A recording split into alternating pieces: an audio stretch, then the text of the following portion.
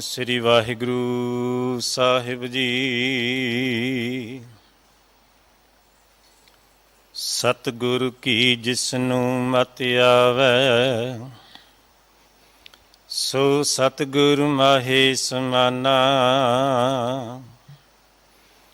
ਇਹ ਬਾਣੀ ਜੋ ਜੀਉ ਜਾਣੈ, ਤਿਸ ਅੰਤਰ ਰਵੈ ਹਰਿ ਨਾਮਾ। ਬਾਣੀ ਬਿਰਲੋ ਵਿਚਾਰਸੀ, ਜੇ ਕੋ ਗੁਰਮੁਖ ਹੋਏ। ਇਹ ਬਾਣੀ ਮਹਾਂਪੁਰਖ ਕੀ, ਨਿਜ ਘਰ ਵਾਸਾ ਹੋਏ।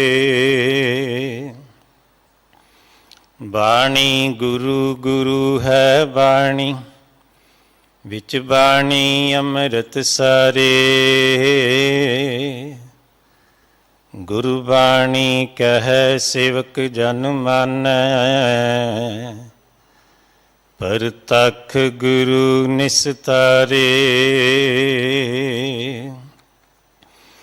ਗੁਰੂ ਬਾਣੀ ਕਹੈ ਸੇਵਕ ਜਨ ਮਾਨੈ, ਪਰਤਖ ਗੁਰੂ ਨਿਸਤਾਰੇ।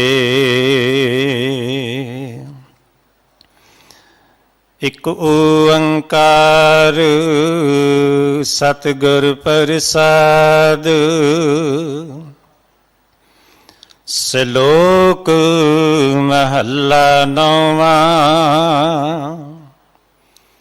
ਨਾਮ ਰਹਿਓ ਸਾਧੂ ਰਹਿਓ, ਰਹਿਓ ਗੁਰੂ ਗੋਬਿੰਦ। ਕਹੋ ਨਾਨਕ ਇਹ ਜਗਤ ਮੈਂ, ਕਿਨ ਜਪਿਓ ਗੁਰਮੰਤ। ਇਕ ਓੰਕਾਰ ਸਤਿਨਾਮ, ਕਰਤਾ ਪੁਰਖ ਨਿਰਭਉ ਨਿਰਵੈਰ। ਅਕਾਲ ਮੂਰਤ ਅਜੂਨੀ ਸੈਭੰ ਗੁਰ ਪ੍ਰਸਾਦ। ਰਾਗ ਜੈਜਵੰਤੀ ਮਹੱਲਾ ਨੌਵਾਂ। ਰਾਮ ਸਿਮਰ ਰਾਮ ਸਿਮਰ, ਇਹ ਹੈ ਤੇਰਾ ਕਾਜ ਹੈ। ਮਾਇਆ ਕੋ ਸੰਗ ਤਿਆਗ, ਪ੍ਰਭ ਜੂ ਕੀ ਸ਼ਰਨ ਲਾਗ। ਜਗਤ ਸੁਖ ਮਾਨ ਮਿਥਿਆ, ਝੂਠੋ ਸਭ ਸਾਜ ਹੈ। ਰਾਮ ਸਿਮਰ ਰਾਮ ਸਿਮਰ, ਇਹ ਹੈ ਤੇਰਾ ਕਾਜ ਹੈ। ਮਾਇਆ ਕੋ ਸੰਗ ਤਿਆਗ, ਪ੍ਰਭ ਜੂ ਕੀ ਸ਼ਰਨ ਲਾਗ। ਜਗਤ ਸੁਖ ਮਾਨ ਮਿਥਿਆ, ਝੂਠੋ ਸਭ ਸਾਜ ਹੈ। ਰਹਾਉ ਸੁਪਨੇ ਜਿਉ ਧਨ ਪਛਾਣ, ਕਾਹੇ ਪਰ ਕਰਤ ਮਾਨ। ਬਾਰੂ ਕੀ ਭੀਤ ਜੈਸੇ, ਬਸਦਾ ਕੋ ਰਾਜ ਹੈ। ਨਾਨਕ ਜਨ ਕਹਿਤ ਬਾਤ, ਬਿਨ ਸਜਾ ਹੈ ਤੇਰੋ ਗਾਤ। ਛਿਨ ਛਿਨ ਕਰ ਗਇਓ ਕਾਲ, ਤੈਸੇ ਜਾਤ ਆਜ ਹੈ। ਨਾਨਕ ਜਨ ਕਹਿਤ ਬਾਤ, ਬਿਨ ਸਜਾ ਹੈ ਤੇਰੋ ਗਾਤ। ਛਿਨ ਛਿਨ ਕਰ ਗਇਓ ਕਾਲ, ਤੈਸੇ ਜਾਤ ਆਜ ਹੈ। ਵਾਹਿਗੁਰੂ ਜੀ ਕਾ ਖਾਲਸਾ, ਵਾਹਿਗੁਰੂ ਜੀ ਕੀ ਫਤਿਹ। ਨੌਵੇਂ ਪਾਤਸ਼ਾਹ ਧੰਨ ਧੰਨ ਸਾਹਿਬ ਸ੍ਰੀ ਗੁਰੂ ਤੇਗ ਬਹਾਦਰ ਮਹਾਰਾਜ ਜੀ ਦੀ ਬਾਣੀ ਦੀ ਚੱਲ ਰਹੀ ਲੜੀਵਾਰ ਗੁਰੂ ਸ਼ਬਦ ਦੀ ਵਿਚਾਰ, ਜੋ ਕਿ ਸ਼ਬਦ 56ਵਾਂ ਸ਼ਬਦ 56ਵਾਂ ਸ਼ਲੋਕ ਦੀ ਵਿਚਾਰ ਆਪ ਜੀ ਨੂੰ ਸਰਵਣ ਕਰਾ ਰਹੇ ਹਨ।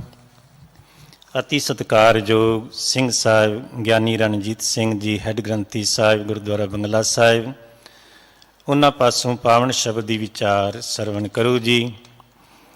ਧੰਨ ਧੰਨ ਸਾਹਿਬ ਸ੍ਰੀ ਗੁਰੂ ਤੇਗ ਬਹਾਦਰ ਮਹਾਰਾਜ ਜੀ ਦਾ 400 ਸਾਲਾ ਪਾਵਨ ਪ੍ਰਕਾਸ਼ ਗੁਰਪੁਰਬ 1 ਮਈ ਨੂੰ ਹੈ। ਜਿਨ੍ਹਾਂ ਪ੍ਰੇਮੀਆਂ ਨੇ ਸਹਿਜ ਪਾਠ ਧੰਨ ਧੰਨ ਸਾਹਿਬ ਸ੍ਰੀ ਗੁਰੂ ਗ੍ਰੰਥ ਸਾਹਿਬ ਮਹਾਰਾਜ ਜੀ ਦੇ ਪਾਵਨ ਪ੍ਰਕਾਸ਼ ਦੀ ਗੁਰਪੁਰਬ ਦੀ ਖੁਸ਼ੀ ਵਿੱਚ ਕੀਤੇ ਸਨ, ਜੋ ਕੱਲ੍ਹ ਇਸ ਪਾਵਨ ਸਥਾਨ 'ਤੇ ਭੋਗ ਪੈਣੇ ਸਨ, ਉਹ ਇੱਥੇ ਨਹੀਂ ਪੈਣਗੇ। ਉਹ 1 ਮਈ ਨੂੰ ਗੁਰਦੁਆਰਾ ਸੀਸਗੰਜ ਸਾਹਿਬ ਵਿਖੇ ਹੀ ਪਾਏ ਜਾਣਗੇ। ਸਮਾਂ ਹੈ 10 ਤੋਂ 11। ਸਮਾਂ ਨੋਟ ਕਰ ਲੈਣਾ ਜੀ। ਸਮਾਂ 10 ਤੋਂ 11 ਘਰਾਂ ਵਿੱਚ ਬਹਿ ਕੇ ਸਹਿਜ ਪਾਠ ਦੇ ਭੋਗ ਪਾਉਣ ਦੀ ਕਿਰਪਾਲਤਾ ਕਰਨੀ ਜੀ। ਆਓ ਅਗਲੇ ਸਮੇਂ ਲਈ ਗੁਰੂ ਸ਼ਬਦ ਦੀ ਵਿਚਾਰ ਨਾਲ ਜੁੜਨਾ ਕਰੀਏ ਜੀ। ਵਾਹਿਗੁਰੂ ਜੀ ਕਾ ਖਾਲਸਾ, ਵਾਹਿਗੁਰੂ ਜੀ ਕੀ ਫਤਿਹ। ਏਕ ਓੰਕਾਰ ਸਤਿਨਾਮ ਕਰਤਾ ਪੁਰਖ ਨਿਰਭਉ ਨਿਰਵੈਰ ਅਕਾਲ ਮੂਰਤ ਅਜੂਨੀ ਸੈਭੰ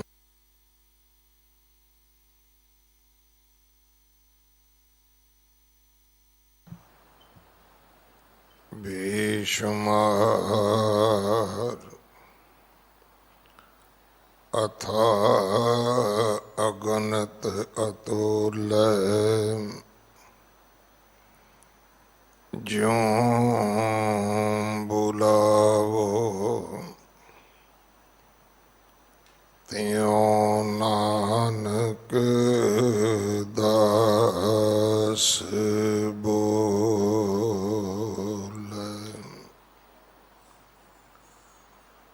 ਗੁਰੂ ਸਵਾਰੇ ਖਾਲਸਾ ਜੀ, ਵਾਹਿਗੁਰੂ ਜੀ ਕਾ ਖਾਲਸਾ, ਵਾਹਿਗੁਰੂ ਜੀ ਕੀ ਫਤਿਹ। ਆਪ ਜੀ ਵਡਭਾਗੇ ਹੋ ਜੋ 8ਵੇਂ ਪਾਤਸ਼ਾਹ ਬਾਲਾ ਪ੍ਰੀਤਮ ਸਤਿਗੁਰੂ ਜਿਸ ਡਿਠੈ ਸਭ ਦੁੱਖ ਜਾਏ, ਇਹਨਾਂ ਅਜਮਤਾਂ ਵਡਿਆਈਆਂ ਦੇ ਮਾਲਕ ਗੁਰੂ ਹਰਕ੍ਰਿਸ਼ਨ ਸਾਹਿਬ ਮਹਾਰਾਜ ਜੀ ਦੇ ਪਵਿੱਤਰ ਚਰਨ ਛੋਹ ਪ੍ਰਾਪਤ ਇਤਿਹਾਨ ਗੁਰਦੁਆਰਾ ਬੰਗਲਾ ਸਾਹਿਬ ਜੀ ਦੀ ਯਾਤਰਾ ਕਰਦਿਆਂ ਜੁਗੋ ਜੁਗ ਅਟਲ ਛਤਰ ਚਵਰ ਤਖਤ ਦੇ ਮਾਲਕ ਧੰਨ ਧੰਨ ਧੰਨ ਸ਼੍ਰੀ ਗੁਰੂ ਗ੍ਰੰਥ ਸਾਹਿਬ ਪਾਤਸ਼ਾਹ ਮਹਾਰਾਜ ਜੀ ਦੇ ਹਜ਼ੂਰ ਆਪਣਾ ਜਨਮ ਸਫਲਾ ਕਰ ਰਹੇ ਹੋ। ਹੁਣ ਸਮਾਂ ਹੈ ਗੁਰੂ ਕੀ ਬਾਣੀ ਦੀ ਚੱਲ ਰਹੀ ਲੜੀਵਾਰ ਕਥਾ ਦਾ। ਆਪਣੀਆਂ ਮਨ ਬਿਰਤੀਆਂ ਇਕਾਗਰ ਕਰੋ, ਰਸਨਾ ਪਵਿੱਤਰ ਕਰ ਦੇ। ਇੱਕ ਵਾਰ ਸਾਰੇ ਉਚਾਰਨ ਕਰੋ ਜੀ, ਸਤਨਾਮ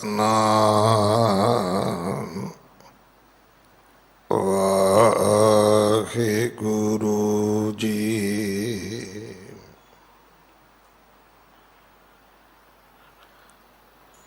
ਲੜੀਵਾਰ ਬਾਣੀ ਦੀ ਚੱਲ ਰਹੀ ਕਥਾ ਨੂੰ ਵਿਰਾਮ ਦੇ ਕੇ ਦਿੱਲੀ ਕਮੇਟੀ ਨੇ, ਧਰਮ ਪ੍ਰਚਾਰ ਕਮੇਟੀ ਨੇ ਇੱਕ ਉਦਮ ਕੀਤਾ, ਪਰ ਕਰਾਇਆ ਮੈਂ ਸਮਝਦਾ ਗੁਰੂ ਤੇਗ ਬਹਾਦਰ ਸਾਹਿਬ ਨੇ ਆਪ। ਕਰਤੇ ਕੀ ਮਿਤ ਕਰਤਾ ਜਾਣੈ, ਕਹਿ ਜਾਣੈ ਗੁਰਸੂਰਾ। ਰੱਬ ਦੇ ਘਰ ਵਿੱਚ ਕੀ ਹੁੰਦਾ ਹੈ, ਕੀ ਵਰਤਦਾ ਹੈ, ਦੁਨੀਆ ਦੇ ਵਿੱਚ ਕੀ ਹੋਣਾ ਤੇ ਕੀ ਵਰਤਣਾ ਹੈ,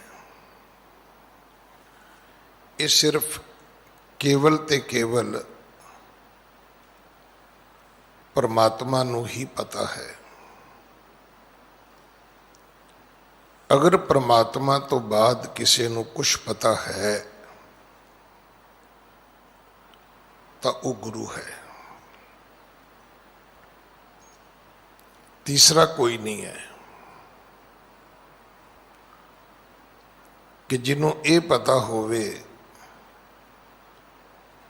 ਕਿ ਉਸ ਪ੍ਰਭੂ ਪਰਮਾਤਮਾ ਦੇ ਮਨ ਮੰਤ ਕਿਹੜੇ ਨੇ। ਇਹ ਜਪਜੀ ਸਾਹਿਬ ਦੇ ਵਿੱਚ ਆਪਾਂ ਰੋਜ਼ ਪੜ੍ਹਦੇ ਹਾਂ, ਅੰਤ ਨਾ ਜਾਪੈ ਕਿਆ ਮਨ ਮੰਤ। ਰੱਬ ਦੇ ਮਨ ਵਿੱਚ ਕਿਹੜੇ ਮੰਤਰ ਪੱਕੇ ਹੋਏ ਨੇ ਸਾਨੂੰ ਕੀ ਪਤਾ ਹੈ। ਰੱਬ ਦੇ ਮਨ ਦੀਆਂ ਕੌਣ ਬੁੱਝ ਸਕਦਾ ਹੈ। ਸਿਰਫ ਗੁਰੂ ਬੁੱਝ ਸਕਦਾ ਹੈ। ਗੁਰੂ ਨੂੰ ਪਤਾ ਸੀ ਕਿ ਆਉਣ ਵਾਲਾ ਸਮਾਂ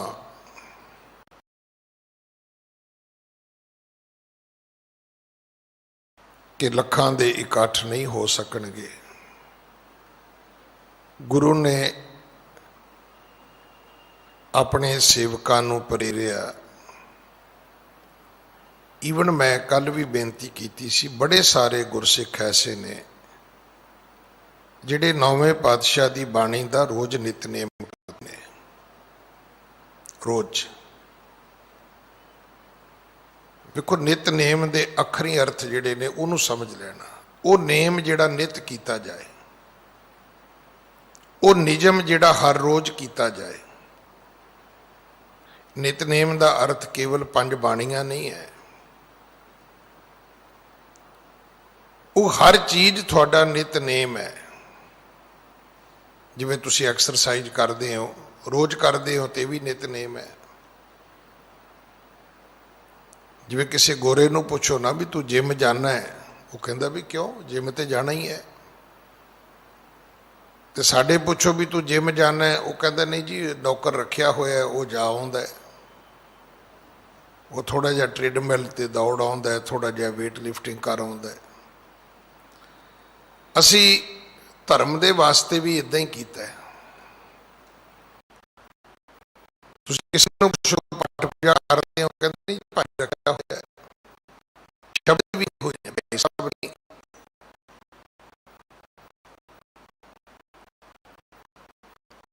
ਕਿਉਂਕਿ ਐਸੇ ਘਰਾਂ ਵਿੱਚ ਜਾਣ ਦਾ ਮੌਕਾ ਮਿਲਦਾ ਹੈ ਵੀ ਕਈ 100 ਕਰੋੜ ਦੇ ਬੰਗਲੇ ਨੇ, ਕੋਠੀਆਂ ਨੇ।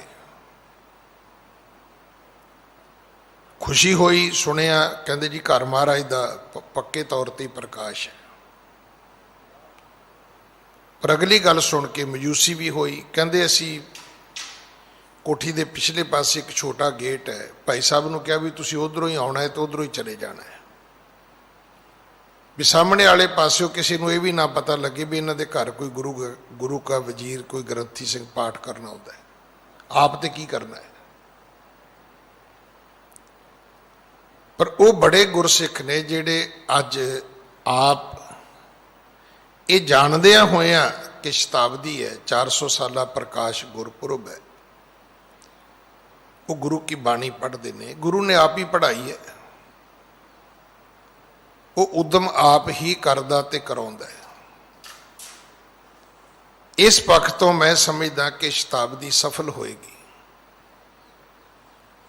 ਨਰੋਲ ਜਿੰਨੀ ਨੌਵੇਂ ਪਾਤਸ਼ਾਹ ਦੀ ਬਾਣੀ ਪੜ੍ਹੀ ਗਈ, ਔਰ ਮੈਂ ਅਗਲੀ ਗੱਲ ਵੀ ਆਪ ਜੀ ਨਾਲ ਸਾਂਝੀ ਕੀਤੀ, ਬੜੇ ਸਾਰੇ ਲੋਕ ਨੇ ਜਿਨ੍ਹਾਂ ਨੂੰ ਨੌਵੇਂ ਪਾਤਸ਼ਾਹ ਜੀ ਦੀ ਬਾਣੀ ਤੋਂ ਥੋੜਾ ਜਿਹਾ ਪਰਹੇਜ਼ ਵੀ ਹੈ। ਉਹ ਤਾਂ ਇਹ ਵੀ ਨਹੀਂ ਚਾਹੁੰਦੇ ਕਿ ਗੁਰਦੁਆਰੇ ਦੇ ਵਿੱਚ ਕਦੇ ਹੁਕਮਨਾਮਾ ਨੌਵੇਂ ਪਾਤਸ਼ਾਹ ਦਾ ਆਵੇ। ਉਹ ਆਪਣੇ ਘਰ 'ਚ ਵੀ ਨਹੀਂ ਚਾਹੁੰਦੇ ਵੀ ਕੋਈ ਰਾਗੀ ਸਿੰਘ ਨੌਵੇਂ ਪਾਤਸ਼ਾਹ ਦੀ ਬਾਣੀ ਪੜ੍ਹੇ, ਕਿਉਂਕਿ ਅਸੀਂ ਉੱਥੇ ਹੀ ਖਲੋਤੇ ਹਾਂ। ਜਦੋਂ ਕੋਈ ਮੌਤ ਦੀ ਗੱਲ ਕਰੇ ਅਸੀਂ ਕਹਿੰਦੇ ਜੀ ਸ਼ੁਭ ਸ਼ੁਭ ਬੋਲੋ। ਪੁੱਛੋ ਵੀ ਇਸ ਤੋਂ ਸ਼ੁਭ ਹੈ ਕੀ ਹੈ? ਆਪਣੀ ਜ਼ਿੰਦਗੀ ਦਾ ਇੱਕ ਨੋਟ ਆਪਣੇ ਕੋਲ ਰੱਖ ਲਓ, ਇਸ ਤੋਂ ਸ਼ੁਭ ਕੁਝ ਵੀ ਨਹੀਂ ਹੈਗਾ। ਜਿੱਦਣ ਸਾਰੇ ਤੈਨੂੰ ਛੱਡਣਗੇ ਉਦੋਂ ਸਿਰਫ ਇੱਕ ਮੌਤ ਹੋਏਗੀ ਜਿਹੜੀ ਤੈਨੂੰ ਛੁਟਕਾਰਾ ਦਿਵਾਏਗੀ। ਜਿਨ੍ਹਾਂ ਮਨੁੱਖਾਂ ਦੀ ਖਾਤਰ ਤੂੰ ਗੁਨਾਹ ਕਰਦਾ ਹੈ, ਪਾਪ ਕਰਦਾ ਹੈ, ਗੁਰੂ ਦੀ ਹਜ਼ੂਰੀ 'ਚ ਬੰਦੇ ਝੂਠ ਬੋਲਦੇ ਨੇ, ਗੁਰੂ ਦੇ ਨਾਂ ਤੇ ਬੋਲਦੇ ਨੇ। ਇੱਥੋਂ ਤੱਕ ਗੁਰਦੁਆਰਿਆਂ ਦੇ ਪ੍ਰਬੰਧ ਵਾਸਤੇ ਬੋਲਦੇ ਨੇ ਵੀ ਸ਼ਾਇਦ ਸਾਨੂੰ ਇਹਦੇ ਵਿੱਚੋਂ ਕੋਈ ਸ਼ਕਤੀ, ਕੋਈ ਤਾਕਤ ਮਿਲ ਜਾਏ।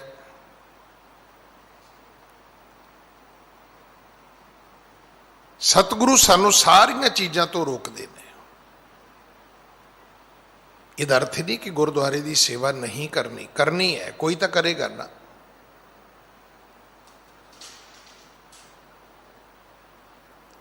ਪਰ ਝੂਠ ਬੋਲਣ ਦੀ ਲੋੜ ਨਹੀਂ ਹੈ, ਹੀਰਾ ਫੇਰੀ ਦੀ ਲੋੜ ਨਹੀਂ ਹੈ, ਠੱਗੀ ਠੋਰੀ ਦੀ ਲੋੜ ਨਹੀਂ ਹੈ।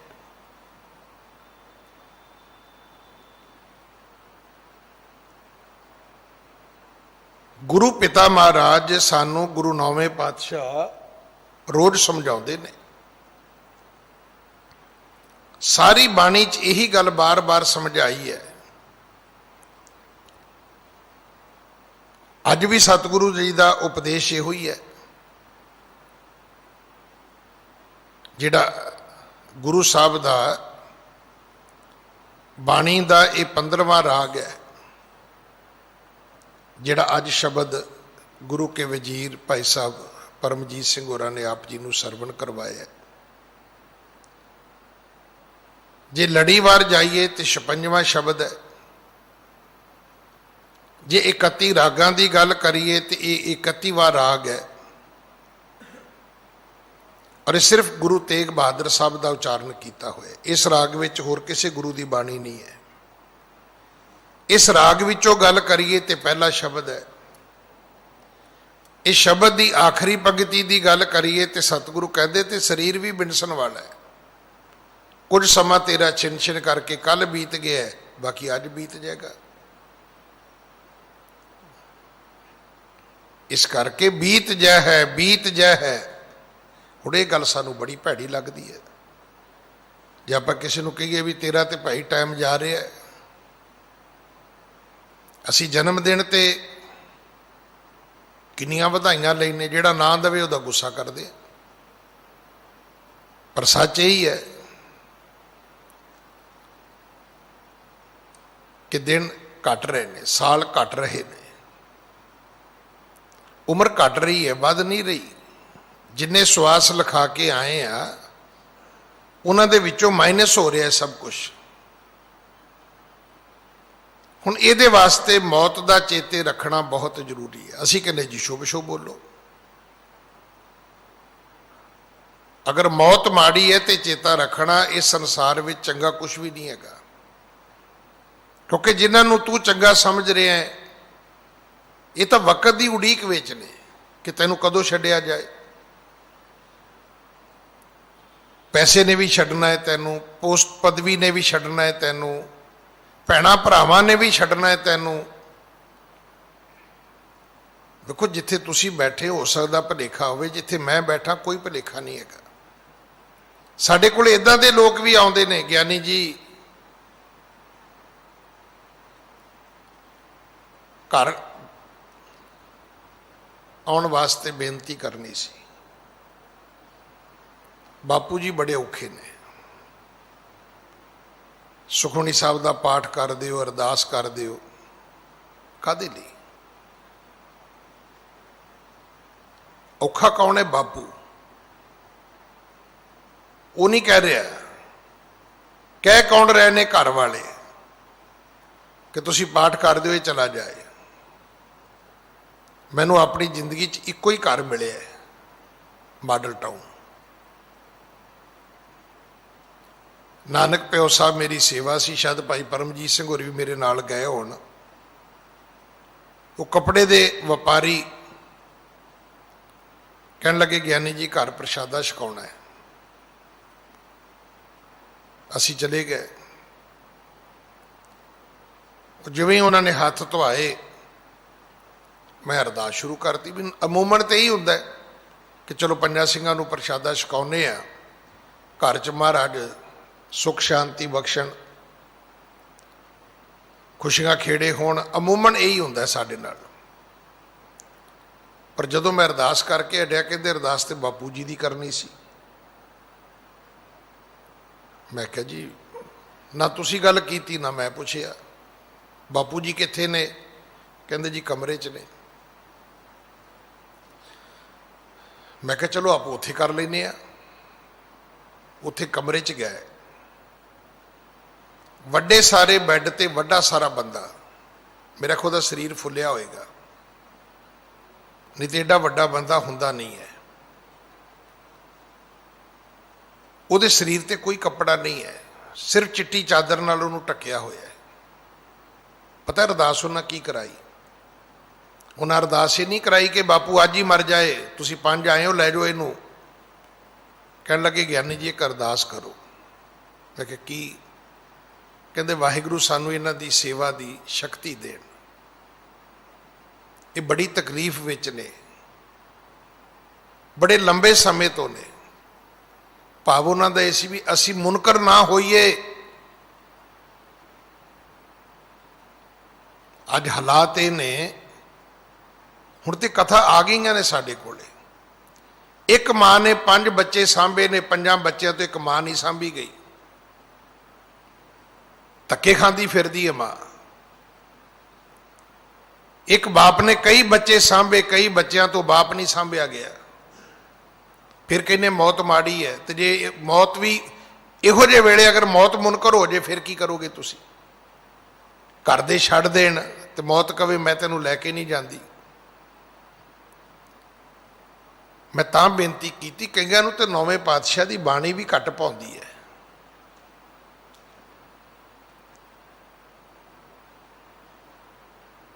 ਆਪਾਂ ਕਹਿੰਦੇ ਨਾ ਅਸੀਂ ਗੁਰੂ ਗ੍ਰੰਥ ਸਾਹਿਬ ਨੂੰ ਮੰਨਦੇ ਹਾਂ, ਮੈਨੂੰ ਖਿਮਾ ਕਰਨਾ, ਬਿਲਕੁਲ ਨਹੀਂ ਮੰਨਦੇ ਆਪਾਂ। ਜੇ ਮੰਨਦੇ ਤੇ ਥੋੜਾ ਥੋੜਾ ਘੱਟ। ਉਹ ਜਿਵੇਂ ਅੰਗਰੇਜ਼ਾਂ ਨੂੰ ਪੁੱਛੀਏ ਨਾ ਪੰਜਾਬੀ ਆਉਂਦੀ, ਕਹਿੰਦੇ ਥੋੜੀ ਥੋੜੀ। ਕੋਈ ਗੁਰੂ ਗ੍ਰੰਥ ਸਾਹਿਬ ਨੂੰ ਇੱਥੋਂ ਕੋ ਮੰਨਦਾ ਹੈ, ਕੋਈ ਇੱਥੋਂ ਕੋ ਮੰਨਦਾ ਹੈ। ਥੋੜੇ ਥੋੜੇ ਹੁਕਮਨਾਮੇ ਚੰਗੇ ਲੱਗਦੇ ਨੇ ਸਾਨੂੰ, ਥੋੜਾ ਥੋੜਾ ਗੁਰੂ ਦਾ ਗਿਆਨ ਚੰਗਾ ਲੱਗਦਾ ਹੈ। ਗੁਰੂ 9ਵੇਂ ਪਾਤਸ਼ਾਹ ਮਹਾਰਾਜ ਆਪ ਹੀ ਕਿਰਪਾ ਕੀਤੀ। ਉਹਨਾਂ ਨੂੰ ਪਤਾ ਸੀ ਸਮਾਂ ਇਦਾਂ ਦਾ ਬਣਨਾ ਹੈ। ਉਹਨਾਂ ਨੇ 2-6 ਮਹੀਨੇ ਪਹਿਲਾਂ ਹੀ ਸੰਗਤਾਂ ਨੂੰ ਆਖਿਆ ਵੀ ਬਾਣੀ ਪੜ੍ਹ ਲਓ ਭਾਈ, ਕਿਉਂਕਿ ਬਾਣੀ ਗੁਰੂ ਹੈ। ਬਾਣੀ ਤੋਂ ਬਿਨਾਂ ਗੁਰੂ ਕੋਈ ਨਹੀਂ ਹੈ, ਬਾਕੀ ਸਭ ਪਖੰਡ ਹੈ। ਔਰ ਕਈ ਲੋਕ ਤੁਹਾਨੂੰ ਮਿਲਣਗੇ ਇਸ ਬਾਣੀ ਦੇ ਪ੍ਰਤੀ ਕਿੰਤੂ ਪਰੰਤੂ ਕਰਨ ਵਾਲਿਆਂ ਦਾ ਲੌਜਿਕ ਇੱਕੋ ਹੈ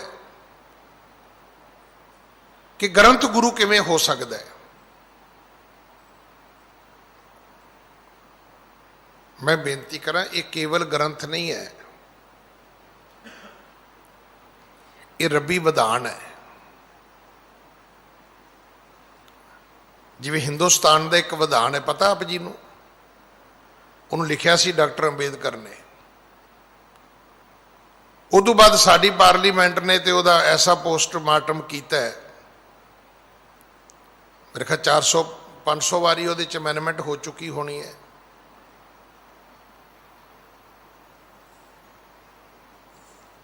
ਅੱਜ ਹਿੰਦੁਸਤਾਨ ਤੇ ਰੂਲਿੰਗ ਕਿਹਦੀ ਹੈ? ਵੇਖੋ, ਓਵਰ ਰੂਲਿੰਗ ਕਿਹਦੀ ਮੈਂ ਨਹੀਂ ਕਹਿਣਾ ਚਾਹੁੰਦਾ, ਰੂਲਿੰਗ ਕਿਹਦੀ ਹੈ?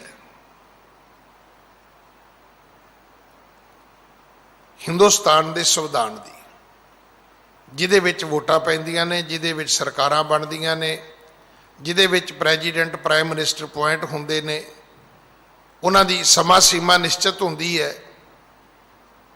अमेरिका च भी इदां ही है, उत्थे भी संविधान है। बथेरा ट्रंप ने कहा मैं तो नहीं जाता, संविधान ने कहा चल बई 4 साल पूरे हो गए। अगर एक मुल्क नूं एक किताब चला सकती है, उत्थे असीं मनदे आ, तो दुनिया नूं धन श्री गुरु ग्रंथ साहब क्यों नहीं चला सकते भाई? कि अमेरिका नूं बाइडन चलाएगा? नहीं, उहदी ड्यूटी 4 साल तक है, और 4 सालां दे विच उहदे अंगेस्ट भी केस हो सकता है, जिवें बिल क्लिंटन के विरुद्ध होया सी।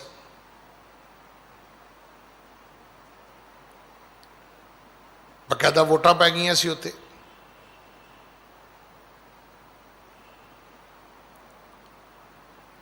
अगर एक दुनियावी किताब के आधार ते एक मुल्क चल रहा है, असीं मनदे हां, पर ये चेता रखना ये तो रब्बी विधान है।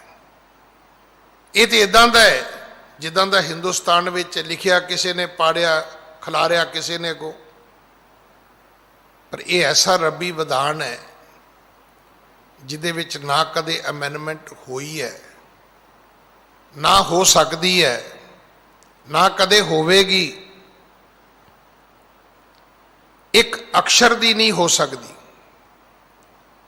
जिहड़ी पंक्ति आरंभ विच मैं पढ़ी सी कि करते की मित करता जाने, कह जाने गुरसूरा, इनू पढ़िया सी के जाने गुरसूरा, तो गुरु जी ने कहा सी इहदे चपेड़ मारो भाई।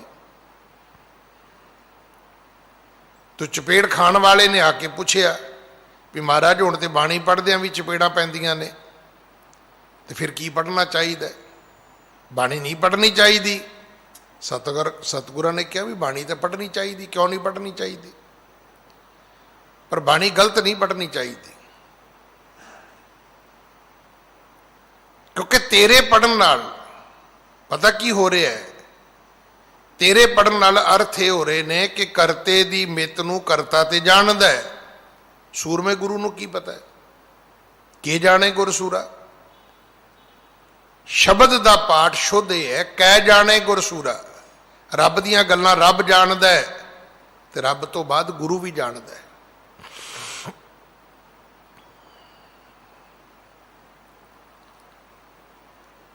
क्योंकि रब ने की कीता है, बिन सतगुर किने ना पायो। बिना रब गुरु तो रब किसी को नहीं मिलिया। सतगुर विच आप रखे होण, सतगुरु दे विच रब ने आपे भाव नूं प्रगट कीता होया। कर प्रगट आख सुनायो, गुरु दे मुख तो रब ने अपने घर दीयां गल्लां सुनाईयां ने सन। ये तो गुरु तेग बहादुर जी कोई बाणी पढ़ेगा, सुनेगा, गाएगा, पता लगेगा। इस पक्ष तो शब्द सफल शताब्दी है।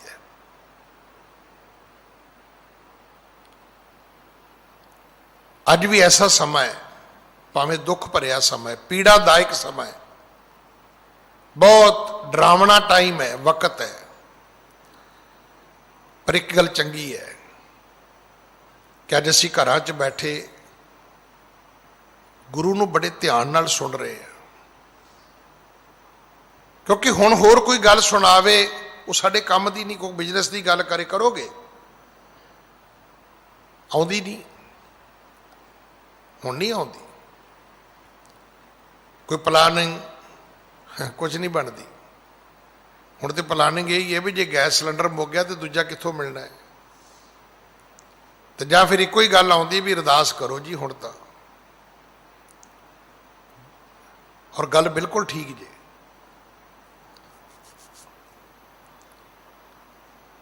जिहड़ा कल असी श्लोक सुनिया सी ना, वो भी यही सी कि संग सखा सब तज गए, कऊ न निभ्यो साथ, कहो नानक एह विपत मैं टेक एक रघुनाथ। एक रब दा सारा जे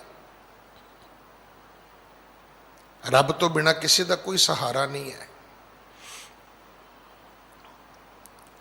ਸਤਿਗੁਰੂ ਗੁਰੂ ਨੌਵੇਂ ਪਿਤਾ ਜੀ ਅੱਜ ਦੇ ਸ਼ਲੋਕ ਵਿੱਚ ਸਮਝਾਉਂਦੇ ਨੇ, ਨਾਮ ਰਹਿਓ ਸਾਧੂ ਰਹਿਓ, ਰਹਿਓ ਗੁਰ ਗੋਬਿੰਦ। ਜੇ ਦੁਨੀਆ ਤੇ ਰਵੇਗਾ ਤੇ ਸਿਰਫ ਰੱਬ ਦਾ ਨਾਂ ਰਵੇਗਾ।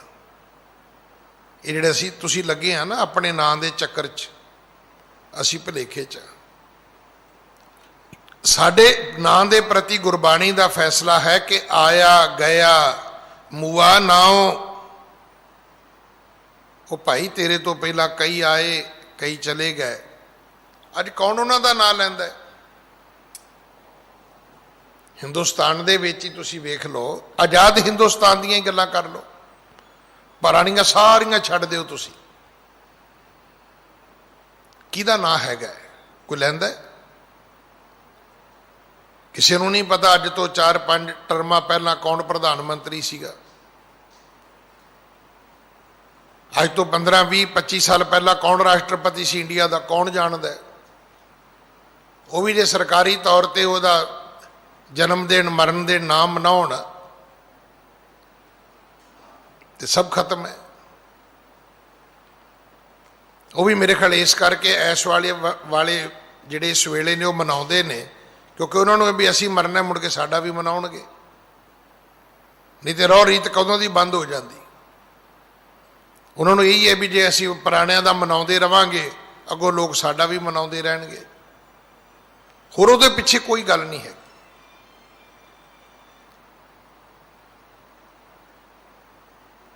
ਜੇ ਦੁਨੀਆ ਤੇ ਨਾਮ ਰਵੇਗਾ ਤੇ ਪਰਮੇਸ਼ਰ ਦਾ ਰਵੇਗਾ,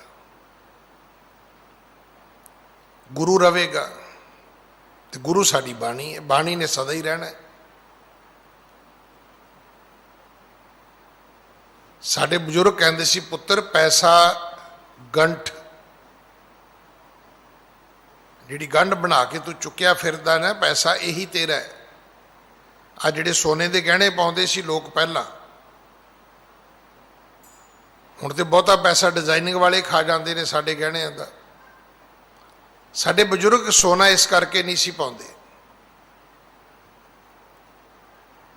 ਉਹ ਇਹ ਸਮਝਦੇ ਸੀ ਵੀ ਇਹ ਉਹ ਚੀਜ਼ ਹੈ ਜਿਹੜੀ ਕਦੇ ਵੀ ਐਮਰਜੈਂਸੀ ਤੁਹਾਡੇ ਕੰਮ ਆ ਸਕਦੀ ਹੈ।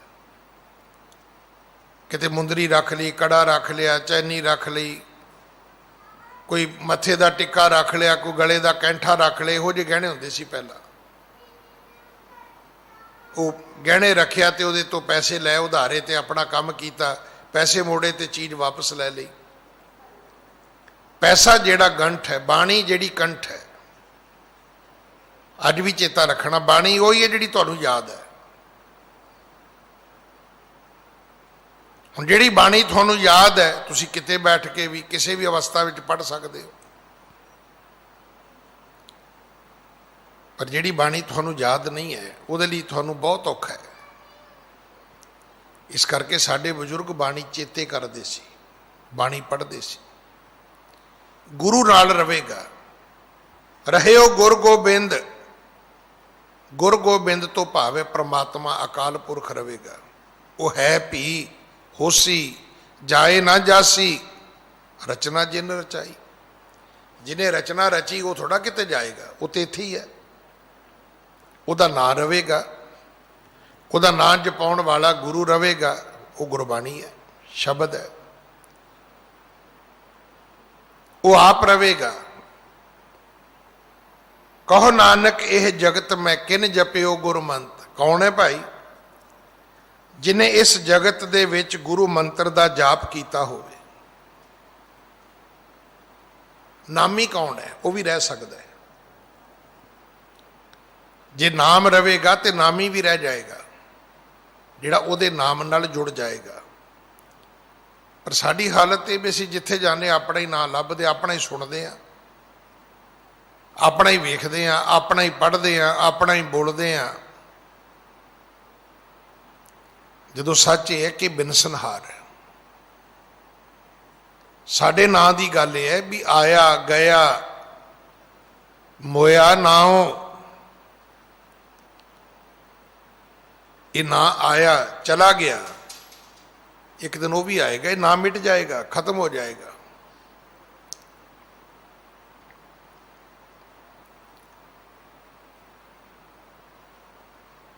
ਲੋਕ ਬਜ਼ੁਰਗਾਂ ਦੇ ਵਡੇਰਿਆਂ ਦੇ ਕੌਣ ਨਾਂ ਲੈਂਦਾ ਹੈ? ਉਹ ਤੇ ਪਹਿਲਾਂ ਲੋਹੜੀ ਤੋਂ ਅਗਲੇ ਦਿਨ ਇੱਕ ਅਖੌਤੀ ਜਾਤੀ ਜਿਹਨੂੰ ਮਰਾਸੀ ਕਹਿੰਦੇ ਅਸੀਂ, ਉਹਦੇ ਨਾਲ ਜਿਹਨੂੰ ਡੂਮ ਵੀ ਕਹਿ ਦਿੰਦੇ ਅਸੀਂ, ਥੋੜਾ ਜਿਹਾ ਇੱਜ਼ਤ ਨਾਲ ਮੀਰ ਵੀ ਕਹਿ ਦਿੱਤਾ।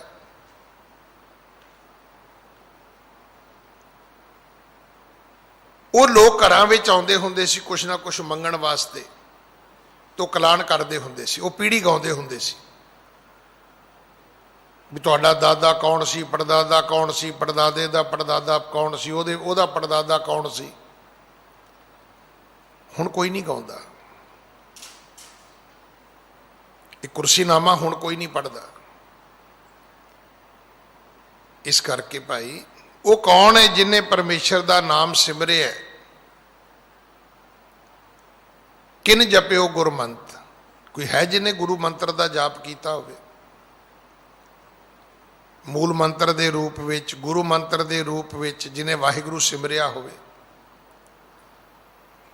ਗੁਰੂ ਨੌਵੇਂ ਪਾਤਸ਼ਾਹ ਜੀ ਦਾ ਉਚਾਰਨ ਕੀਤਾ ਹੋਇਆ ਜਿਹੜਾ ਇੱਕੋ ਹੀ ਰਾਗ ਹੈ, ਜੈ ਜੈਵੰਤੀ। ਬਾਕੀ ਜਿਹੜੇ 14 ਰਾਗ ਨੇ ਉਹਦੇ ਵਿੱਚ ਵੱਡੇ ਸਤਿਗੁਰਾਂ ਦੀ ਬਾਣੀ ਸਾਰਿਆਂ ਦੀ ਦਰਜ ਹੈ, ਪਰ ਇਹ ਰਾਗ ਗੁਰੂ ਨੌਵੇਂ ਪਾਤਸ਼ਾਹ ਜੀ ਨੇ ਆਪ ਉਚਾਰਿਆ। ਇਹ 31ਵਾਂ ਰਾਗ ਹੈ ਗੁਰੂ ਗ੍ਰੰਥ ਸਾਹਿਬ ਵਿੱਚ। ਸਭ ਤੋਂ ਪਹਿਲਾਂ ਪਰਮੇਸ਼ਰ ਦਾ ਮੰਗਲ ਹੈ। ਇੱਕ ਓੰਕਾਰ ਸਤਨਾਮ ਕਰਤਾ ਪੁਰਖ ਨਿਰਭਉ ਨਿਰਵੈਰ ਅਕਾਲ ਮੂਰਤ ਅਜੂਨੀ ਸੈਭੰ ਗੁਰ ਪ੍ਰਸਾਦ। ਪਰਮਾਤਮਾ ਇੱਕ ਹੈ, ਇੱਕ ਥਾਂ ਤੇ ਨਹੀਂ ਹੈ। ਹੁਣ ਅਸੀਂ ਕਹੀਏ ਜੇ ਅਸੀਂ ਸਿੱਖ ਧਰਮ ਨੂੰ ਮੰਨਦੇ ਹਾਂ, ਸਿੱਖ ਧਰਮ ਨੂੰ ਮੰਨਣ ਦਾ ਅਰਥ ਕੀ ਹੈ? ਸ਼ਰਾਧ ਕਰਾ ਦੇਣੇ,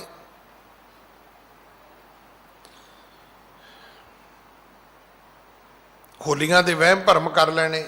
ਨਹੀਂ ਭਾਈ, ਇਹ ਤੇ ਅਨਮਤਾਂ ਦਾ ਪ੍ਰਭਾਵ ਹੈ।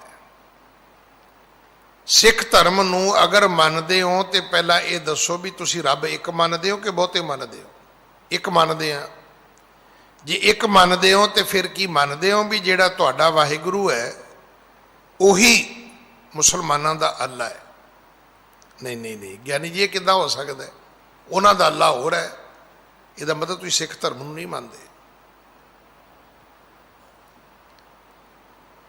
ਜਿਹੜਾ ਸਾਡਾ ਵਾਹਿਗੁਰੂ ਹੈ ਅੰਗਰੇਜ਼ਾਂ ਦਾ ਗੋਡ ਵੀ ਉਹੀ ਹੈ।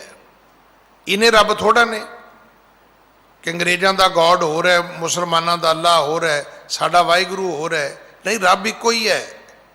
ਉਹਦੇ ਅਸੰਖ ਨਾਮ, ਉਹਨੂੰ ਕੋਈ ਕਿਸੇ ਨਾਂ ਨਾਲ ਵੀ ਬੁਲਾਵੇ, ਰੱਬ ਇੱਕੋ ਹੀ ਹੈ, ਪਰ ਇੱਕ ਥਾਂ ਤੇ ਨਹੀਂ ਹੈ।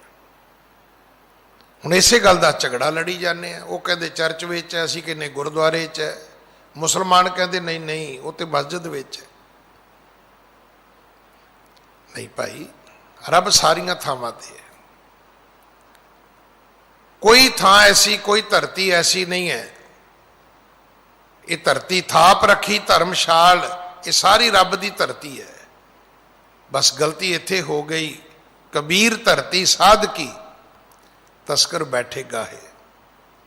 ਸਾਧੂਆਂ ਦੀ ਧਰਤੀ ਚੋਰਾਂ ਨੇ ਕਬਜ਼ਾ ਕਰ ਲਿਆ ਹੈ। ਧਾੜਵੀ ਲੋਕ ਆ ਕੇ ਬਹਿ ਗਏ ਨੇ ਤੇ ਕਹਿੰਦੇ ਕੀ ਨੇ? ਹਮਰੀ ਭੂਮ ਕੌਣ ਘਾਲੇ ਪੈਰ। ਕਹਿੰਦੇ ਮੇਰੀ ਧਰਤੀ ਹੂ, ਪੈਰ ਪਾ ਕੇ ਵਿਖਾ, ਲੱਤ ਵੱਢ ਦਿਆਂਗਾ ਤੇਰੀ। ਇਹ ਭਾਸ਼ਾ ਹਰਨਾਕਸ਼ ਦੀ ਹੈ, ਅਸੀਂ ਰੋਜ਼ ਬੋਲਦੇ ਹਾਂ। ਨਹੀਂ ਭਾਈ, ਆਪਾਂ ਕੁਛ ਵੀ ਨਹੀਂ ਆ।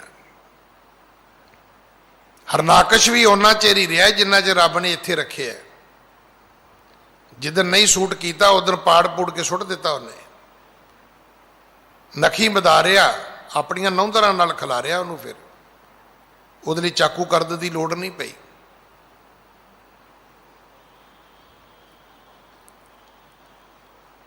ਉਹ ਇੱਕ ਥਾਂ ਤੇ ਨਹੀਂ ਹੈ, ਉਹ ਸਾਰੀਆਂ ਥਾਵਾਂ ਤੇ। ਉਹ ਸਾਰਿਆਂ ਨੂੰ ਨਹੀਂ ਮਿਲਦਾ, ਉਹ ਸਿਰਫ ਉਹਨੂੰ ਮਿਲੇਗਾ ਜਿਹਦੇ ਤੇ ਗੁਰੂ ਦੀ ਕਿਰਪਾ ਹੋਏਗੀ।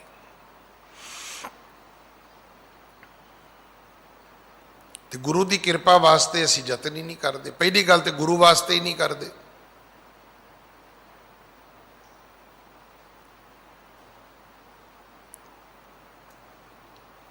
ਅਸੀਂ ਗੁਰੂ ਵਾਸਤੇ ਵੀ ਯਤਨ ਨਹੀਂ ਕਰਦੇ। ਮੈਂ ਕਹਿੰਦਾ ਚਲੋ ਬਾਕੀ ਗੱਲਾਂ ਤੇ ਸਾਰੀਆਂ ਛੱਡੀਏ, ਘੱਟੋ ਘੱਟ ਜੇ ਕਹੀਏ ਵੀ ਅਸੀਂ ਗੁਰਦੁਆਰੇ ਦੀ ਸੇਵਾ ਕਰਨੀ ਹੈ ਤਾਂ ਫਿਰ ਤਾਂ ਸਾਨੂੰ ਗੁਰੂ ਵਾਲੇ ਬਣਨਾ ਚਾਹੀਦਾ ਨਾ। ਫਿਰ ਤਾਂ ਸਾਨੂੰ ਨਿਤਨੇਮ ਵੀ ਕਰਨਾ ਚਾਹੀਦਾ, ਫਿਰ ਤਾਂ ਸਾਨੂੰ ਰਹਿਤ ਮਰਿਆਦਾ ਵੀ ਮੰਨਣੀ ਚਾਹੀਦੀ ਹੈ।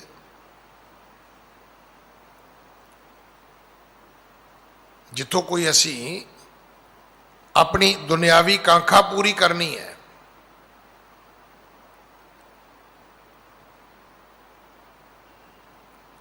ਚਾਹੀਦਾ ਤੇ ਸੀ ਕਿ ਨਿੱਜੀ ਜ਼ਿੰਦਗੀ 'ਚ ਪਾਠ ਪੜ੍ਹਦੇ ਕਿ ਭਾਈ ਗੁਰੂ ਦੀ ਕਿਰਪਾ ਕਿਵੇਂ ਮਿਲੇਗੀ। ਅਜੇ ਤਾਂ ਗੁਰੂ ਹੀ ਨਹੀਂ ਮਿਲਿਆ ਕਿ ਪੰਜ ਪਿਆਰਿਆਂ ਕੋਲੋਂ ਅੰਮ੍ਰਿਤ ਛਕ ਲਿਆ, ਨਹੀਂ। ਪੰਜ ਪਿਆਰਿਆਂ ਕੋਲੋਂ ਅੰਮ੍ਰਿਤ ਛਕ ਕੇ ਹੀ ਗੁਰੂ ਵਾਲੇ ਬਣੀਦਾ। ਫਿਰ ਗੁਰੂ ਦੇ ਦੱਸੇ ਰਸਤੇ ਤੇ ਤੁਰ ਕੇ ਗੁਰੂ ਦੀ ਕਿਰਪਾ ਦੇ ਪਾਤਰ ਬਣੀਦਾ। ਔਰ ਗੁਰੂ ਨੌਵੇਂ ਪਾਤਸ਼ਾਹ ਜੀ ਦਾ ਫੈਸਲਾ ਹੈ, ਗੁਰ ਕਿਰਪਾ ਜੇ ਨਰ ਕੋ ਕੀਨੀ ਤਹਿ ਇਹ ਜੁਗਤ ਪਛਾਨੀ। ਜਿਨ੍ਹਾਂ ਤੇ ਗੁਰੂ ਦੀ ਕਿਰਪਾ ਹੋਈ ਹੈ ਉਹਨਾਂ ਨੂੰ ਇਹ ਜੁਗਤੀ, ਇਹ ਟੈਕਟ, ਉਹਨਾਂ ਨੂੰ ਇਹ ਤਰੀਕਾ, ਉਹਨਾਂ ਨੂੰ ਇਹ ਭੇਦ ਸਮਝ ਆਇਆ।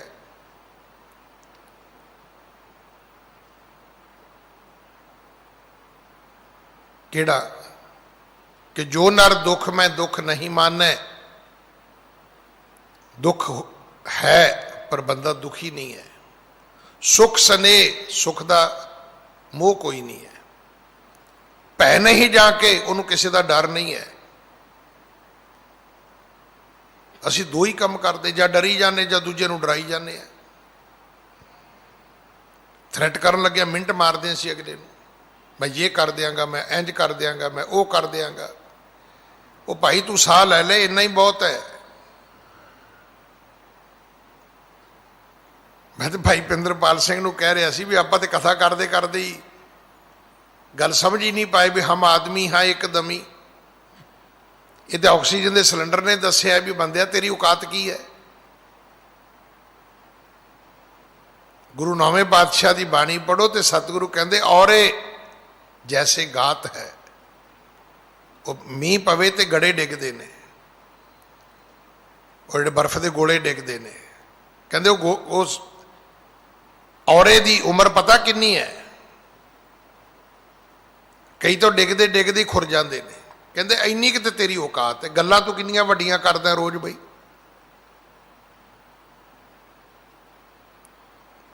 ਇਹ ਤਾਂ ਸ਼ੁਕਰ ਹੀ ਕਰੀਏ ਜੇ ਅਗਲਾ ਦਿਨ ਚੜ ਜਾਏ ਤਾਂ। ਅੱਜ ਵੀ ਮੈਂ ਸਵੇਰੇ ਉੱਠਿਆ ਤੇ ਇਹੋ ਹੀ ਖਬਰ ਹੈ, ਉਹ ਹੈ ਨਹੀਂ, ਉਹ ਵੀ ਹੈ ਨਹੀਂ, ਉਹ ਵੀ ਚਲਾ ਗਿਆ ਹੈ।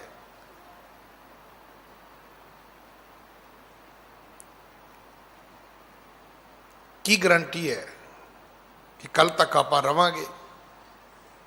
ਤੀਜੇ ਚੌਥੇ ਦਿਨ ਬੰਦਾ ਚਲਾ ਜਾਂਦਾ ਹੈ।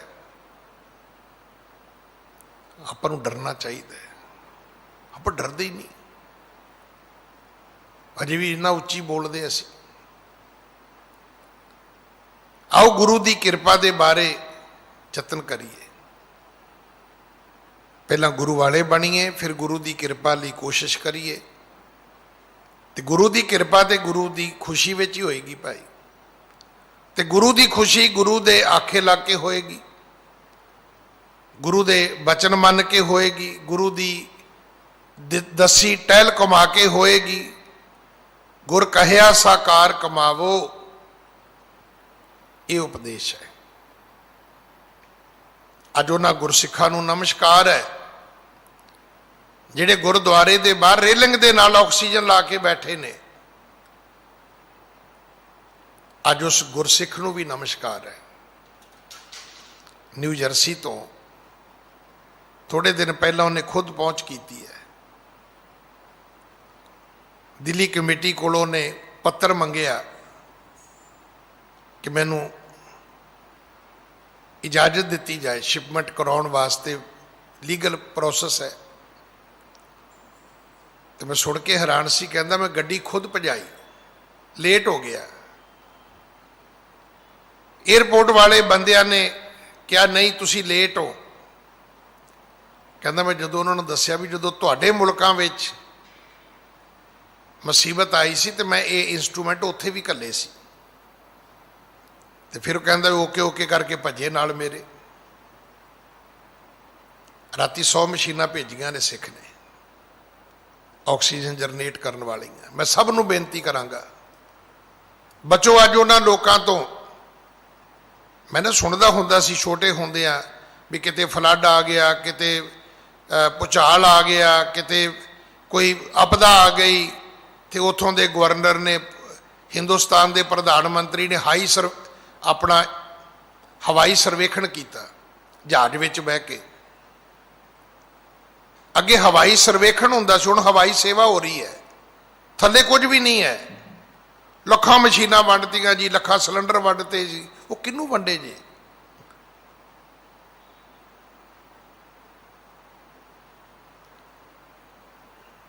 ਉਹ ਇੱਕ ਜਥੇਬੰਦੀ ਵਾਲੇ ਨਾ ਰੋਜ਼ ਹੀ ਕਹਿਣ ਅਸੀਂ ਜੀ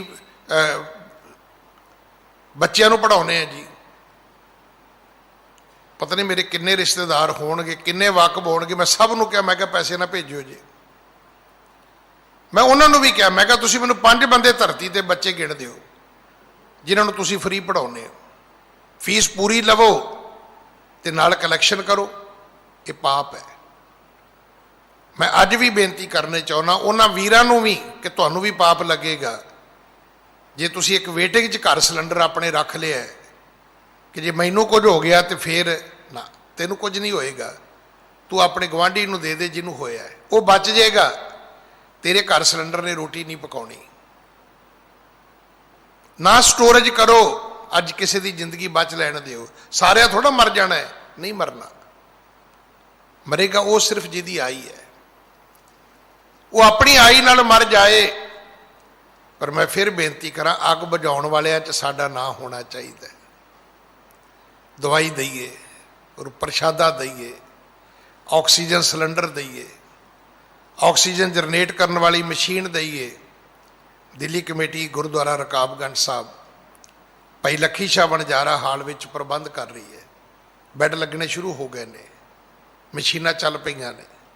ਆਪਾਂ ਯਤਨ ਕਰੀਏ। ਕੋਈ ਪੀੜਤ ਹੈ, ਉਹਨੂੰ ਕਿਸੇ ਹਸਪੀਟਲ ਲੈ ਕੇ ਜਾਈਏ।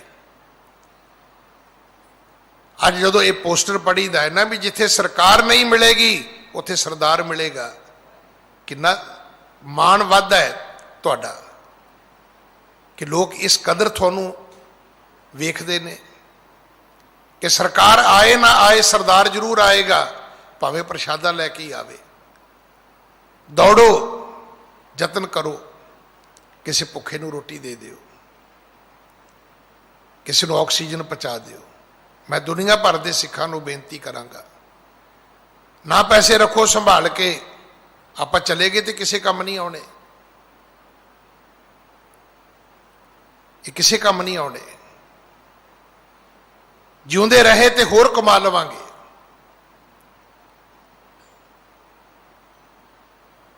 ਨਹੀਂ ਘਰ ਰੋਟੀ ਪੱਕਦੀ, ਲਾਗੇ ਗੁਰਦੁਆਰੇ, ਹਰ ਗੁਰਦੁਆਰੇ ਵਿੱਚ ਪ੍ਰਬੰਧ ਹੈ ਦਿੱਲੀ 'ਚ। ਜਿਨੇ ਇਤਿਹਾਸਕ ਗੁਰਦੁਆਰੇ ਨੇ, ਕਿਤੇ ਵੀ ਤੁਸੀਂ ਲੰਗਰ ਚੁੱਕ ਸਕਦੇ ਹੋ। ਸਿਰਫ ਚੁੱਕ ਕੇ ਪਹੁੰਚਾਉਣ ਦੀ ਸੇਵਾ ਹੀ ਕਰ ਦਿਓ। ਇਹ ਸਮਝ ਲਓ ਵੀ ਲੰਗਰ ਤੁਹਾਡੇ ਵੱਲੋਂ ਹੀ ਹੋਏਗਾ, ਕਿਉਂਕਿ ਗੁਰੂ ਕਦੇ ਵੀ ਇਹਨਾਂ ਦਾਣਿਆਂ ਤੇ ਆਪਣੀ ਮੋਹਰ ਨਹੀਂ ਲਾਉਂਦਾ। ਕਦੇ ਸਿੱਖਾਂ ਨੇ ਅਰਦਾਸ ਵੀ ਨਹੀਂ ਸੀ ਕੀਤੀ, ਇਹ ਵੀ ਚੇਤਾ ਰੱਖਿਆ ਜੇ। ਮਹਾਰਾਜਾ ਰਣਜੀਤ ਸਿੰਘ ਦੇ ਬਾਰੇ ਕਥਾ ਆਉਂਦੀ, ਹੁਣ ਕਿੰਨੀ ਕੁ ਸੱਚ ਮੈਨੂੰ ਨਹੀਂ ਪਤਾ। ਬੜੀ ਪ੍ਰਚਲਿਤ ਇਹ ਸਾਖੀ ਹੈ ਕਿ ਉਹਨਾਂ ਦੇ ਘਰ ਪਾਠ ਹੋਇਆ ਤੇ ਅਰਦਾਸ ਕੀਤੀ ਗ੍ਰੰਥੀ ਸਿੰਘ ਨੇ ਕਿ ਅੰਨ ਪਾਣੀ ਗੁਰੂ ਦਾ, ਟਹਿਲ ਪਾਣੀ ਸਿੱਖ ਸੇਵਕਾਂ ਦੀ। ਤੇ ਇਹਨਾਂ ਨੇਤਾਵਾਂ ਦੇ ਨਾਲ ਨਾ ਉਹ ਨਾਲ ਚਮਚੇ ਹੁੰਦੇ ਨੇ,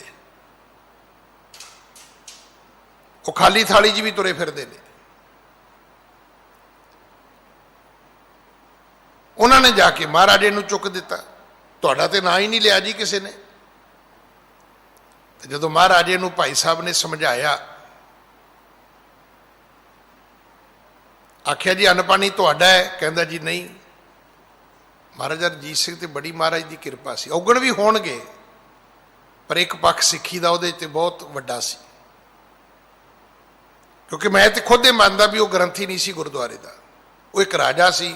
ਰਾਜਿਆਂ ਵਾਲੀਆਂ ਲਾਮਤਾਂ ਉਹਦੇ ਵਿੱਚ ਹੋਣਗੀਆਂ, ਪਰ ਚੰਗੀਆਂ ਗੱਲਾਂ ਕਿ ਜਦੋਂ ਦਿੱਲੀ ਦੇ ਗ੍ਰੰਥੀ ਸਿੰਘ ਉਹਨੂੰ ਮਿਲੇ ਤੇ ਆਪਣੀ ਦਾੜੀ ਨਾਲ ਉਹਨੇ ਉਹਨਾਂ ਗ੍ਰੰਥੀ ਸਿੰਘਾਂ ਦੇ ਚਰਨ ਸਾਫ਼ ਕੀਤੇ ਸੀ। ਪੜੋ ਭਾਈ ਕਾਹਨ ਸਿੰਘ ਨਾਭਾ ਨੂੰ।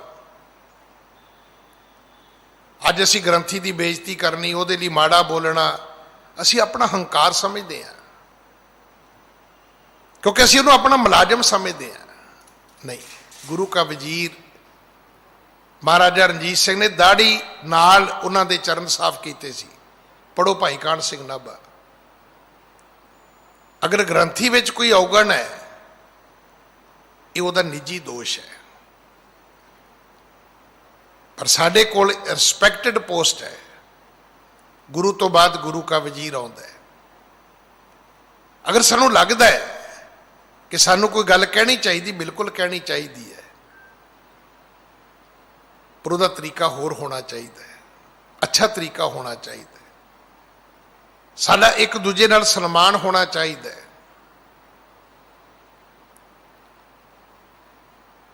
ਆਖਿਆ ਮਹਾਰਾਜੇ ਨੂੰ ਅੰਨ ਪਾਣੀ ਤੁਹਾਡਾ ਹੈ? ਕਹਿਣ ਲੱਗਾ ਜੀ ਨਹੀਂ।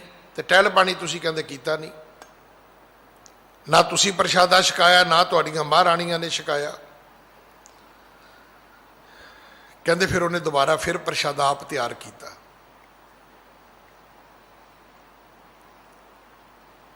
ਫਿਰ ਆਪ ਛਕਾਇਆ। ਇਸ ਕਰਕੇ ਟਹਿਲ ਪਾਣੀ ਸਾਡੇ ਹਿੱਸੇ ਆਇਆ ਹੈ, ਅੰਨ ਪਾਣੀ ਨਹੀਂ ਹੈ। ਅੰਨ ਪਾਣੀ ਤੇ ਗੁਰੂ ਦਾ ਹੈ, ਇਹ ਤਾਂ ਜਿੱਥੋਂ ਮਰਜ਼ੀ ਫੜੋ ਤੇ ਛਕਾ ਦਿਓ। ਆਓ ਆਪਾਂ ਯਤਨ ਕਰੀਏ। ਅਗਰ ਪਿਛਲਾ ਸਮਾਂ ਨਹੀਂ ਰਿਹਾ, ਇਹ ਵੀ ਨਹੀਂ ਰਹੇਗਾ, ਪਰ ਦੁਨੀਆ ਦੇ ਵਿੱਚ ਇੱਕ ਮੈਸੇਜ ਜ਼ਰੂਰ ਜਾ ਰਿਹਾ ਹੈ। ਅੱਜ ਅਮਰੀਕਾ ਦੇ ਉਸ ਏਅਰਪੋਰਟ ਤੇ ਇੱਕ ਮੈਸੇਜ ਤੇ ਗਿਆ ਹੋਏਗਾ ਨਾ, ਕਿ ਸਿੱਖ ਕਿੰਨੀ ਤਨਦੇਹੀ ਨਾਲ ਸੇਵਾ ਕਰਦੇ ਨੇ।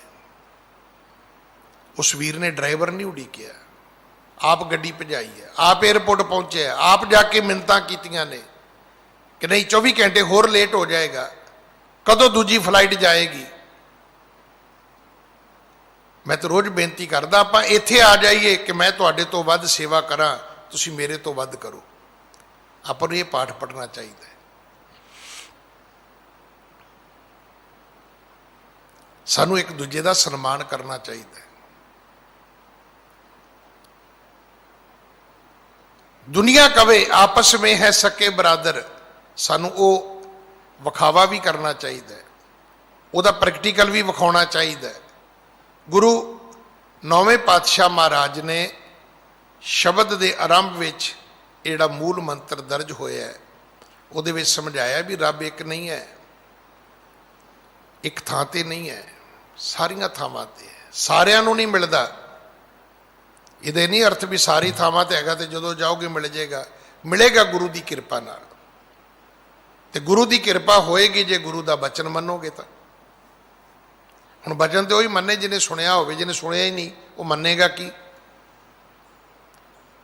ਸਾਡੀ ਗਲਤੀ ਹੈ ਵੀ ਸਾਡੇ ਚੋਂ ਕੋਈ ਗੁਰੂ ਦਾ ਬਚਨ ਸੁਣਨ ਵਾਸਤੇ ਵੀ ਤਿਆਰ ਨਹੀਂ ਹੈ। ਨਾ ਅਸੀਂ ਕੀਰਤਨ ਸੁਣਦੇ ਹਾਂ, ਨਾ ਅਸੀਂ ਕਥਾ ਸੁਣਦੇ ਹਾਂ, ਨਾ ਸੰਗਤ ਵਿੱਚ ਆ ਕੇ ਬੈਠਦੇ ਹਾਂ,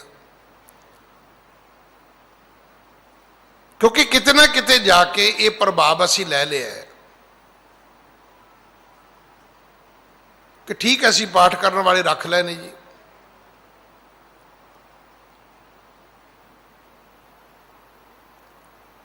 ਸਾਡੀ ਇੱਕ ਗਲਤੀ ਹੈ।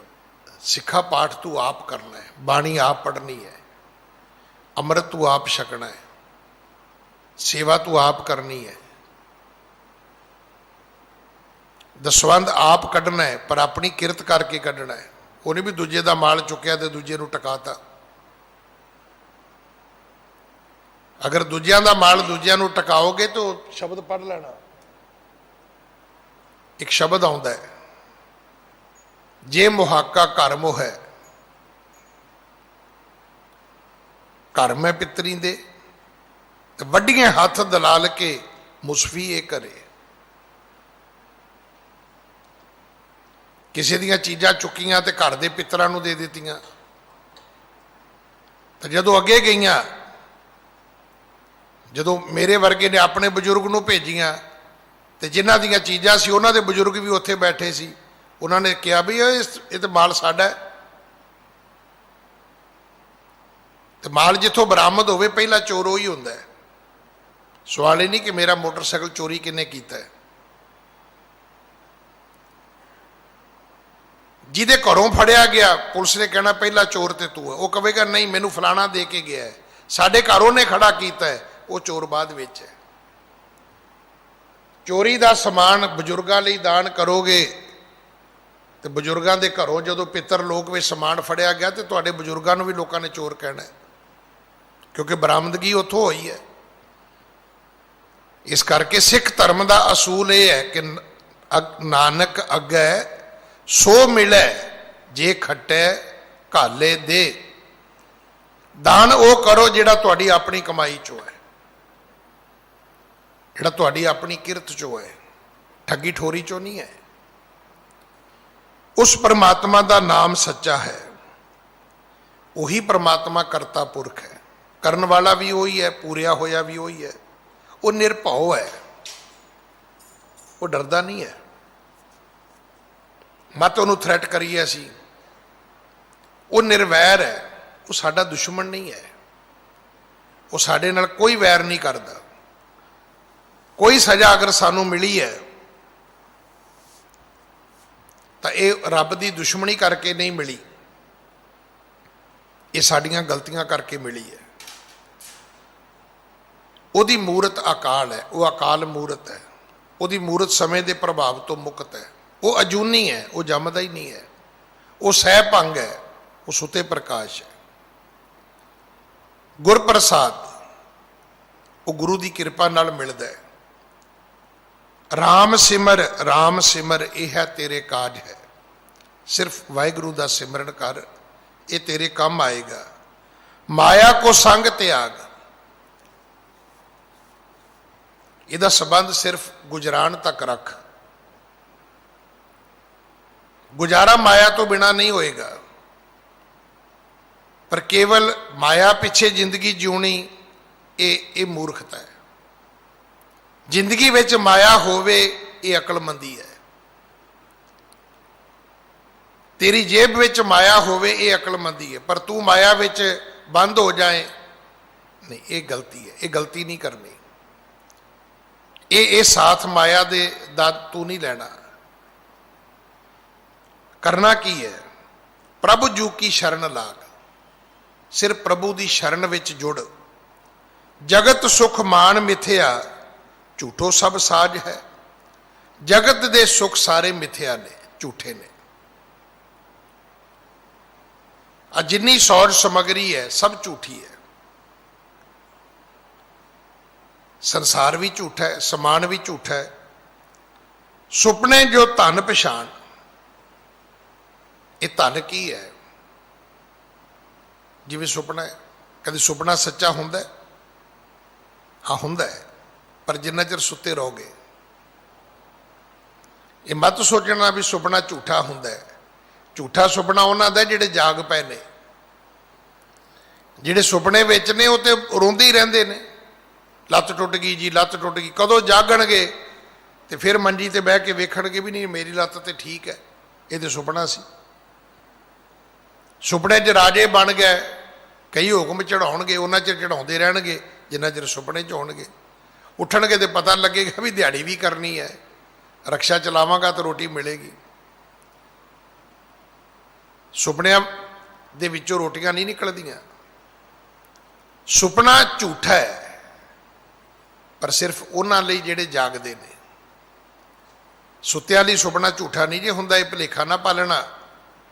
जिहड़े सुपनियां 'च सुते ने वो ठीक ने, जदों जागणगे उन्होंने भी समझ आ जाएगी भी ये तो सुपना सी। एवें इन्हां चीज़ां मगर अपना सारा जीवन गवा लिया। सतगुरु पिता महाराज समझाउंदे ने, जगत सुख मान मिथ्या झूठो सब ਸਾਜ ਹੈ ਸੁਪਨੇ ਜੋ ਧਨ ਪਛਾਣ, ਕਾਹੇ ਪਰ ਕਰਤ ਮਾਨ। ਕਦੇ ਸੁਪਨਿਆਂ ਤੇ ਵੀ ਉੱਠ ਕੇ ਸਵੇਰੇ ਮਾਣ ਕਰੀਦਾ। ਸੁਪਨੇ 'ਚ ਕਿਸੇ ਨੂੰ ਪੈਸੇ ਮਿਲ ਗਏ, ਸਵੇਰੇ ਉੱਠ ਕੇ ਹੰਕਾਰ ਕਰੇ ਕਿ ਅਸੀਂ ਤੇ ਅਮੀਰ ਹੁੰਦੇ ਆ ਜੀ, ਨਾ, ਨਹੀਂ ਕਰੀਦਾ। ਬਾਰੂ ਕੀ ਭੀਤ ਜੈਸੇ ਬਸੁਦਾ ਕੋ ਰਾਜ ਹੈ। ਧਰਤੀ ਦਾ ਤੂੰ ਰਾਜਾ ਵੀ ਬਣ ਜਾਵੇਂ ਤੇ ਚੇਤਾ ਰੱਖੀਏ ਇਹ ਰੇਤ ਦੀ ਕੰਧ ਵਾਲਾ ਹਿਸਾਬ, ਇਹਨੇ ਪਤਾ ਹੀ ਨਹੀਂ ਕਦੋਂ ਡਿੱਗ ਪੈਣਾ, ਕਦੋਂ ਇਹ ਰਾਜ ਭਾਗ ਤੇਰਾ ਚਲਾ ਜਾਣਾ ਹੈ। ਨਾਨਕ ਜਨ ਕਹਿਤ ਬਾਤ, ਬਿਨ ਸਜੈ ਹੈ ਤੇਰੋ ਗਾਤ। ਇਸ ਕਰਕੇ ਗੁਰੂ ਤੇਗ ਬਹਾਦਰ ਸਾਹਿਬ ਵੱਡੇ ਸਤਿਗੁਰਾਂ ਦਾ ਨਾਮ ਦਰਜ ਕਰਕੇ ਕਹਿੰਦੇ ਨੇ ਕਿ ਮੈਂ ਨਾਨਕ ਤੈਨੂੰ ਇੱਕ ਗੱਲ ਕਹਿਣਾ ਕਿ ਇਹ ਤੇਰਾ ਸਰੀਰ ਵੀ ਬਿਨਸਨਹਾਰ ਹੈ। ਤੂੰ ਰਾਜ ਭਾਗ ਦੀਆਂ ਗੱਲਾਂ ਮਤ ਕਰ, ਸੁਪਨੇ ਸੰਸਾਰ ਦੀਆਂ ਗੱਲਾਂ ਮਤ ਕਰ। ਸੱਚ ਇਹ ਹੈ ਵੀ ਸਰੀਰ ਵੀ ਬਿਨਸਨਹਾਰ ਹੈ। ਤੇ ਅਗਲੀ ਗੱਲ ਸੁਣ, ਛਿਣ ਛਿਣ ਕਰ ਗਇਓ ਕਾਲ, ਤੈਸੇ ਜਾਤ ਆਜ ਹੈ। ਜਿਵੇਂ ਕੱਲ ਦਾ ਦਿਨ ਬਤੀਤ ਹੋਇਆ, ਕੱਲ 27 ਤਰੀਕ ਸੀ, ਅੱਜ 28, ਅੱਜ ਵੀ ਬਤੀਤ ਹੋ ਜਾਏਗੀ। ਜੇ ਕੱਲ ਦਾ ਦਿਨ ਨਹੀਂ ਰਿਹਾ ਤੇ ਰਹਿਣਾ ਅੱਜ ਦਾ ਵੀ ਕੋਈ ਨਹੀਂ ਹੈ। ਇੱਕ ਇੱਕ ਛਿਣ ਸਮਾਂ ਗੁਜ਼ਰ ਰਿਹਾ ਹੈ। ਆਓ ਸੇਵਾ ਕਰ ਲਈਏ, ਸਿਮਰਨ ਕਰ ਲਈਏ, ਪਾਠ ਕਰ ਲਈਏ, ਗੁਰੂ 9ਵੇਂ ਪਾਤਸ਼ਾਹ ਜੀ ਦੀ ਸ਼ਤਾਬਦੀ ਮਨਾਈਏ। 1 ਤਰੀਕ ਦੇ ਜਿਹੜੇ ਵਿਸ਼ੇਸ਼ ਪ੍ਰੋਗਰਾਮ ਨੇ ਗੁਰਪੁਰਬ ਸ਼ਤਾਬਦੀ ਦੇ, ਉਹ ਇਸੇ ਅਸਥਾਨ ਤੇ ਬੰਗਲਾ ਸਾਹਿਬ ਮਨਾਏ ਜਾਣਗੇ। ਜੋ ਸਹਿਜ ਪਾਠਾਂ ਦੇ ਭੋਗ ਨੇ ਉਹ ਸਵੇਰੇ 10 ਵਜੇ ਤੋਂ ਲੈ ਕੇ 11 ਵਜੇ ਤੱਕ ਸੀਸਗੰਜ ਸਾਹਿਬ ਪਾਏ ਜਾਣਗੇ। 30 ਤਰੀਕ ਦੇ ਸਮਾਗਮ ਸੀਸਗੰਜ ਹੋਣਗੇ, ਪਰ 1 ਤਰੀਕ ਜਿਸ ਦਿਨ ਸ਼ਤਾਬਦੀ ਹੈ, ਗੁਰੂ 9ਵੇਂ ਪਾਤਸ਼ਾਹ ਜੀ ਦਾ 400 ਸਾਲਾ ਪ੍ਰਕਾਸ਼ ਗੁਰਪੁਰਬ ਹੈ, ਉਹ ਸਮਾਗਮ ਇੱਥੇ ਬੰਗਲਾ ਸਾਹਿਬ ਹੋਣੇ ਨੇ। ਆਓ ਸਾਰੇ ਆਪਾਂ ਗੁਰੂ ਪਾਤਸ਼ਾਹ ਦੀਆਂ ਖੁਸ਼ੀਆਂ ਲਈਏ। ਭੁੱਲਾਂ ਬਖਸ਼ੋ ਜੀ, ਫਤਿਹ ਬੁਲਾਓ। ਵਾਹਿਗੁਰੂ ਜੀ ਕਾ ਖਾਲਸਾ, ਵਾਹਿਗੁਰੂ ਜੀ ਕੀ ਫਤਿਹ।